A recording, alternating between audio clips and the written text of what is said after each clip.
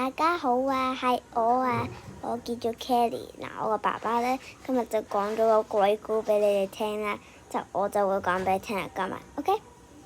從前呢，有個女仔叫做 Cherry， 之後呢，佢呢就同個 boyfriend 住呢一齊玩下啦。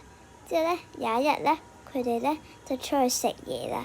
之後呢，佢個 boyfriend 就整緊啲頭髮啦，梳下佢啦。之後呢，突然間我就執摸下個 boyfriend，叫佢話你得未啊？咁樣，即係佢向轉頭啦，但係呢，嗰塊鏡望住佢。之後呢，佢就好驚啦，好驚，窒個黑噗。之後呢，佢呢就唔敢話俾個 boyfriend 聲，因為唔想佢驚啊嘛。之後呢，佢呢就話快啲行啦！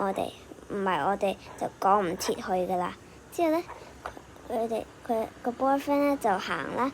之後呢，佢哋就玩到好攰啦。之後翻嚟啦。之後呢，個姐姐就好攰啦。之後佢自己呢就瞓着咗啦。突然間，之後呢，凌晨2:20，佢自己呢就見到塊鏡真係有個 boyfriend 望住佢一直。之後呢，佢就好驚啦。之後呢，佢就即刻吸住塊被，即刻係咁話唔係真嘅，呢個唔係真嘅。之後呢，佢哋朝早啦，就個 girlfriend 呢就叫佢即刻走啦。琴晚我見到好恐怖嘅嘢啊！之後呢，個 boyfriend 就已經知道有啲嘢奇怪啦。之後佢就即刻執晒啲嘢落樓下食早餐，就係咁樣啦。恐唔恐怖呢？我哋呢就會第二日再講啦。每個星期六我哋都會講一節鬼故。OK，拜拜，祝晒啲 friend subscribe。